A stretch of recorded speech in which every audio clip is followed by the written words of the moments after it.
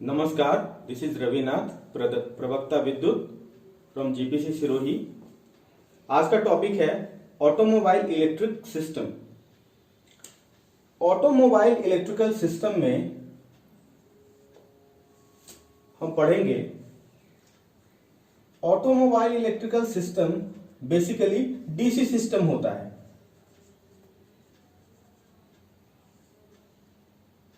हम बात करें कार्स की, कार, स्मॉल ट्रक और स्मॉल बस,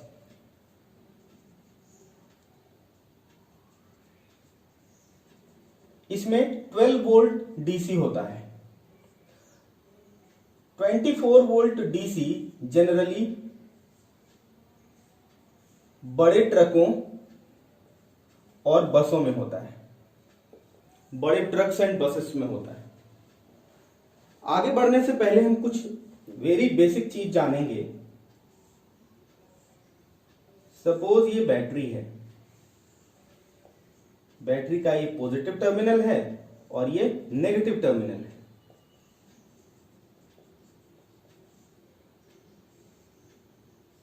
ये पॉजिटिव टर्मिनल से जो वायर निकला उसमें एक स्विच है और लोड में एक बल्ब है। स्विच ऑन होने पे ये बल्ब जल जाएगा। Very simple. गाड़ियों में क्या होता है,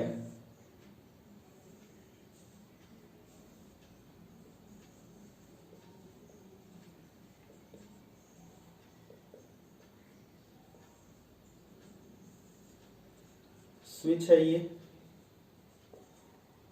और ये लोड है।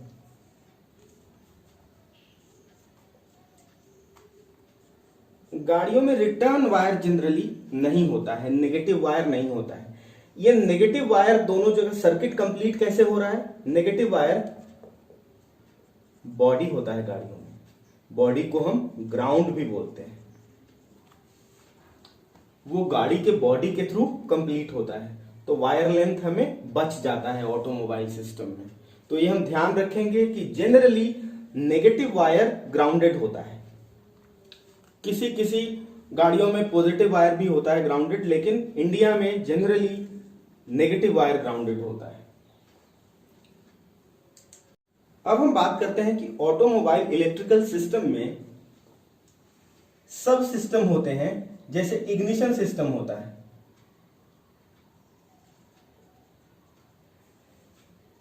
दूसरा सब सिस्टम होता है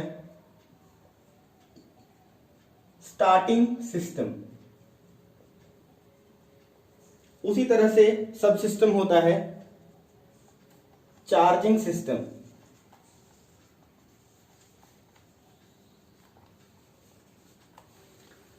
इग्निशन सिस्टम की बात करें तो सबसे पहले होता है इग्निशन स्विच। जो 2 व्हीलर और 4 व्हीलर में जो चाबी जिस स्विच में लगता है उसको इग्निशन स्विच बोलते हैं। उसके बाद होता है ignition coil. Generally IC engine जिसमें पेट्रोल है, स्पार्क इग्निशन इंजन, उसमें इग्निशन कॉइल होता है। डीजल इंजन में इग्निशन कॉइल नहीं होता है। तो हम बात करें स्पार्क इग्निशन एसआई इंजन की ही, तो उसमें इग्निशन कॉइल के बाद इसमें डिस्ट्रीब्यूटर, इलेक्ट्रॉनिक कंट्रोल यूनिट,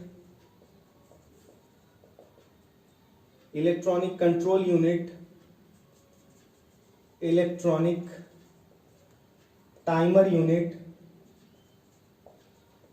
और उसके बाद स्पार्क प्लग होता है। स्टार्टिंग सिस्टम की बात करें तो स्टार्टिंग सिस्टम बैटरी होता है इसमें। उसके बाद क्रैंक करने के लिए इंजन को रेस्ट से स्टार्ट करने के लिए क्रैंक करने की जरूरत होती है, तो उसके लिए क्रैंक स्विच होता है जो कि जनरली इग्निशन स्विच में ही होता है, क्रैंक स्विच इग्निशन स्विच में ही होता है। उसके बाद स्टार्टर रिले होता है,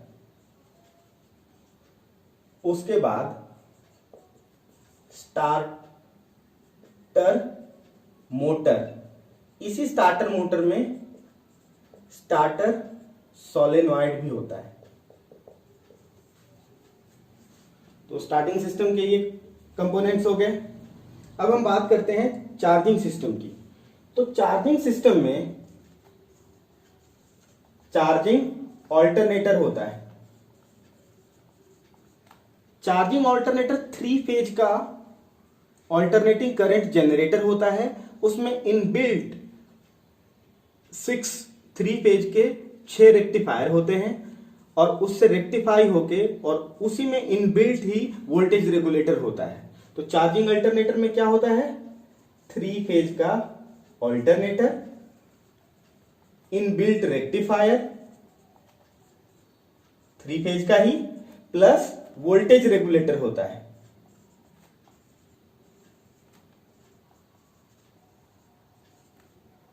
और इससे हमें वोल्टेज रेगुलेटर से एक स्टेबल वोल्टेज मिलता है आउटपुट, जो बैटरी जिससे चार्ज होता है। लेकिन हमारे सिलेबस में चार्जिंग अल्टरनेटर नहीं पढ़ना है, हमारे सिलेबस में पढ़ना है डायनेमो। तो डायनेमो एक डीसी जनरेटर है, उसके बारे में हम पढ़ेंगे, इसको कवर करेंगे। डायनेमो में इनबिल्ट वोल्टेज रेगुलेटर नहीं होता है। इसमें वोल्टेज रेगुलेटर,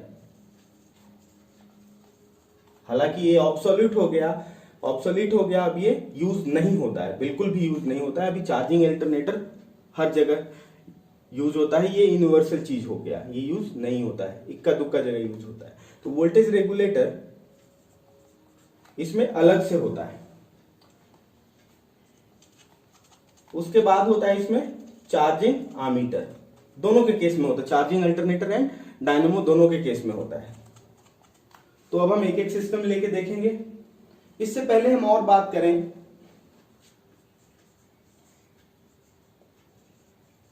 कि गाड़ी में लाइट्स एंड अदर एक्सेसरीज भी होता है। Lights and accessories, other accessories, इसमें सबसे पहले होता है डिफरेंट टाइप के लाइट्स। लाइट्स की बात करें तो हेडलैम्प होता है गाड़ी में 2, किसी किसी में 4 भी होता है। टेल लाइट होता है, parking light, brake light, indicator जो कि ब्लिंक करता है। टेल लाइट का सबसे एक्सट्रीम पोर्शन में, सबसे बाहर की तरफ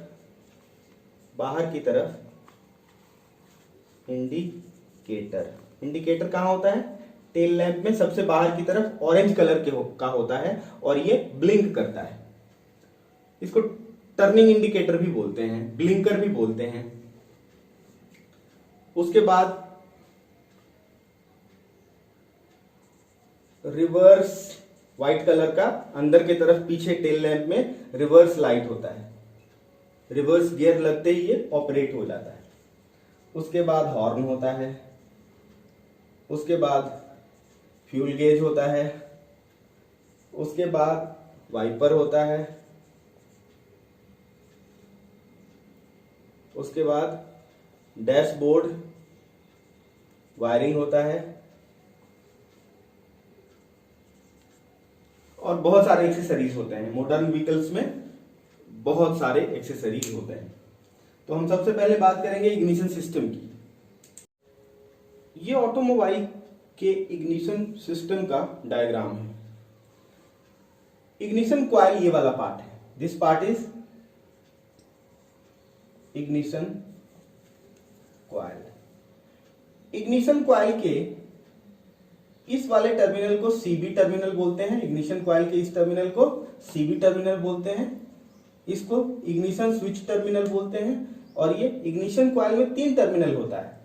तो एक टर्मिनल से जो वायर जाता है वो डिस्ट्रीब्यूटर को जाता है, एक टर्मिनल से डीसी सप्लाई आती है और एक terminal electronic circuit, electronic contact breaker को, सीबी का मतलब है कॉन्टेक्ट ब्रेकर, इसको कनेक्टेड होता है। तो जैसे ही हमने इग्निशन स्विच स्टार्ट किया तो प्राइमरी में डीसी सप्लाई थ्रू हो गया। प्राइमरी जो वाइंडिंग है इग्निशन कॉइल का वो थिक और फ्यू नंबर ऑफ टर्न का है। सेकेंडरी वाइंडिंग थिन टर्न्स का है और उसमें नंबर ऑफ टर्न काफी अधिक है। ये इग्निशन कॉइल इंडक्शन प्रिंसिपल पे काम करता है, इसको इंडक्शन कॉइल भी बोलते हैं। लेकिन एज लॉन्ग एज जब इसमें डीसी सप्लाई है तब इसमें primary to secondary EMF induce नहीं होगा। ट्रांसफार्मर प्रिंसिपल के लिए इसमें एसी सप्लाई होना चाहिए। तो डीसी को हम एसी इन नेचर कैसे बनाते हैं, इस कॉन्टेक्ट ब्रेकर के थ्रू बनाते हैं। जब इस प्राइमरी सर्किट में कॉन्टेक्ट को ओपन क्लोज करेंगे तो इसमें प्राइमरी में जो वोल्टेज है वो चेंज होगा और सेकेंडरी में ईएमएफ इंड्यूस हो जाएगा। तो हम इसको करते हैं इलेक्ट्रॉनिक स्विच के जरिए।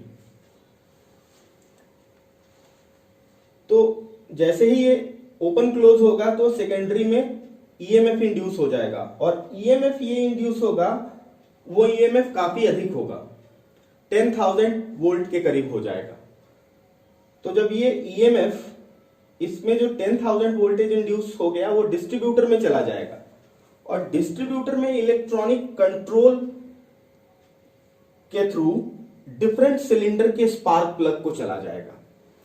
ये इलेक्ट्रॉनिक कंट्रोल क्या गवर्न करेगा, सिलेंडर का, इंजन के सिलेंडर का प्री डिफाइंड फायरिंग ऑर्डर होता है। 4 सिलेंडर, 6 सिलेंडर, सबका अलग अलग फायरिंग ऑर्डर होता है। तो उस फायरिंग ऑर्डर के मुताबिक, उसके अकॉर्डिंग इलेक्ट्रॉनिक स्विच डिस्ट्रीब्यूटर के 4 या 6 सिलेंडर के डिफरेंट स्पार्क प्लग को high tension, high voltage supply करेगा। ये हाई वोल्टेज इस स्पार्क प्लग के स्पार्क गैप के अक्रॉस स्पार्क उत्पन्न करेगा और इंजन में इग्निशन चालू हो जाएगा, इंजन स्टार्ट हो जाएगा। Electronic timer and control unit, तो टाइमर यूनिट का काम है इस कॉन्टेक्ट ब्रेकर को ओपन क्लोज करना। कॉन्टेक्ट ब्रेकर के थ्रू इसके अक्रॉस में एक 1 माइक्रोफैराड का कैपेसिटर भी कनेक्टेड है, इसके अक्रॉस हुए स्पार्क को कम करने के लिए। जनरली पहले मैकेनिकल स्विच होता था, लेकिन नाउअडेज इलेक्ट्रॉनिक कॉन्टेक्ट ब्रेकर होता है। तो इसको हमने कंप्लीट समझ लिया इसके डायग्राम को, और डायग्राम एग्जाम में आ जाएगा तो ड्रॉ भी कर सकते हैं। अभी हम इग्निशन कॉइल की संरचना को देखेंगे। इग्निशन कॉइल की संरचना कुछ इस तरह से होती है। इग्निशन कॉइल में 3 टर्मिनल होते हैं, एक स्विच, एक कॉन्टेक्ट ब्रेकर और एक डिस्ट्रीब्यूटर का टर्मिनल होता है। तो ये जो थिक वायर है फ्यू टर्न्स का, ये प्राइमरी कॉइल है, और जो वायर थिन वायर का मेनी टर्न्स है वो सेकेंडरी कॉइल है। तो ये दोनों उंड किस पे है, सॉफ्ट आयरन पे उंड है, और प्राइमरी और सेकेंडरी का कॉमन कनेक्शन यहां पे है। और इसको हम, ये बैटरी के नेगेटिव एंड से कनेक्ट होता है कॉन्टेक्ट ब्रेकर, इलेक्ट्रॉनिकली ऑपरेटेड होता है कॉन्टेक्ट ब्रेकर। जब ये कॉन्टेक्ट मेक एंड ब्रेक होगा तो सेकेंडरी में हाई वोल्टेज इंड्यूस हो जाएगा, 10,000 टाइप का वोल्टेज, और ये वोल्टेज डिस्ट्रीब्यूटर में डिफरेंट सिलेंडर के स्पार्क प्लग को सप्लाई होगा as per firing order. Firing order क्या कौन मॉनिटर करेगा, इलेक्ट्रॉनिक कंट्रोल यूनिट मॉनिटर करेगा। और स्पार्क गैप के अक्रॉस, उसके गैप के across high tension, high voltage हो जाने से स्पार्क जंप होगा, स्पार्क प्रोड्यूस होगा, और उसमें जो पेट्रोलियम या गैसोलीन है वो फायर हो जाएगा और इंजन इग्नाइट हो जाएगा, स्टार्ट हो जाएगा। तो इसको हम लिख भी लेते हैं। इग्निशन कॉइल को इंडक्शन कॉइल भी कहते हैं।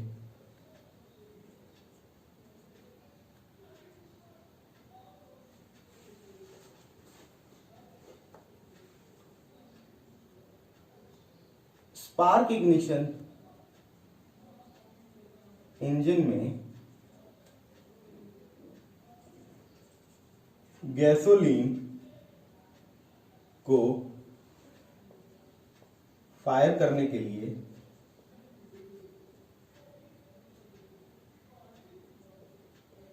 स्पार्क प्लग के गैप के अक्रॉस हाई वोल्टेज चाहिए।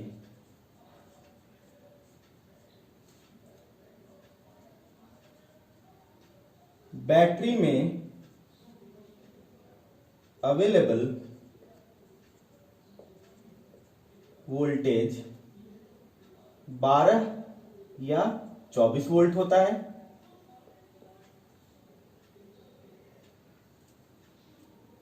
इग्निशन कॉइल इस 12 या 24 वोल्ट को 10,000 वोल्ट में तब्दील कर देता है, में परिवर्तित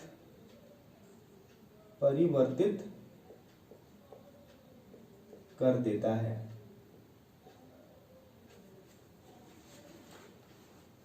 अब हम संरचना की बात करें तो इग्निशन कॉइल में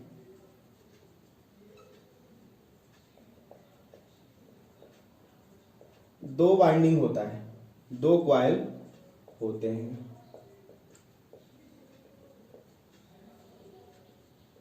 प्राइमरी तथा secondary coil.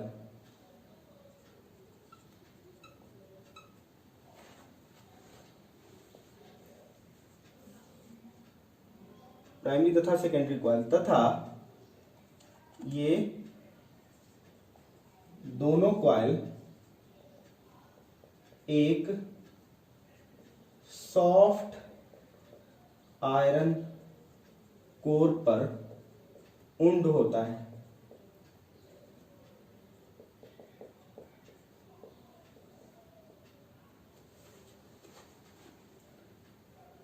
Primary coil thick तथा फ्यू नंबर ऑफ टर्न्स का एवं सेकेंडरी कॉइल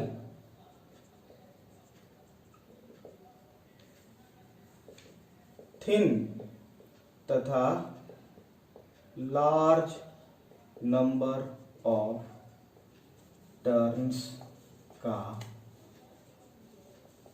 होता है।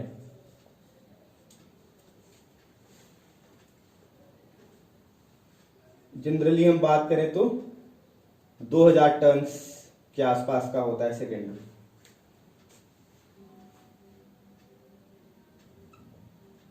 Contact breaker CB electronically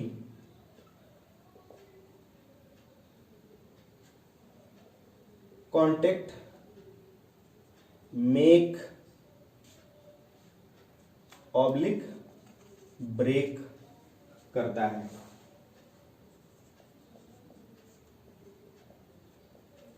cylinder के फायरिंग ऑर्डर के अनुसार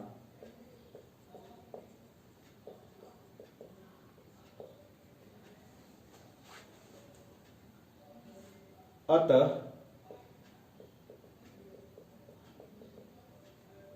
प्राइमरी में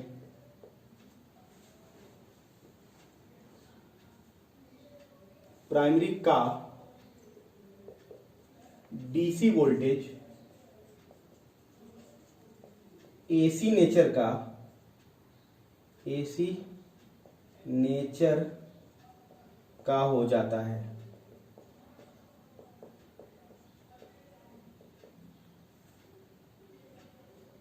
एवं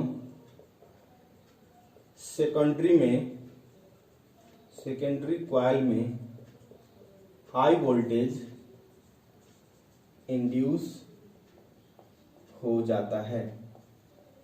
ये सेकेंडरी का वोल्टेज कितने वोल्ट का होता है? 10,000 वोल्ट का होता है। सेकेंडरी में हाई वोल्टेज इंड्यूस हो जाता है जो कि डिस्ट्रीब्यूटर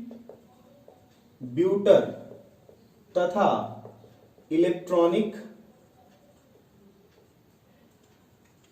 कंट्रोल, जनरली मैकेनिकल भी होता है ये डिस्ट्रीब्यूटर, लेकिन आजकल इलेक्ट्रॉनिक कंट्रोल भी आ गया है। इलेक्ट्रॉनिक कंट्रोल यूनिट के मदद से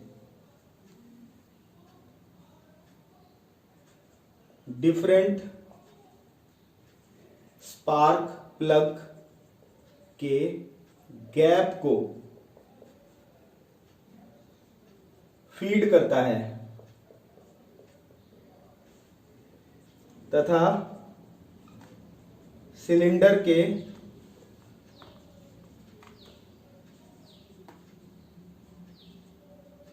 फायरिंग ऑर्डर के अनुसार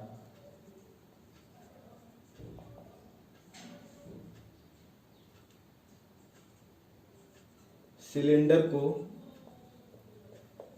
फायर करता है। तो हमने इग्निशन सिस्टम समझ लिया कंप्लीट। अब हम आगे बात करेंगे charging system and starting system की। धन्यवाद।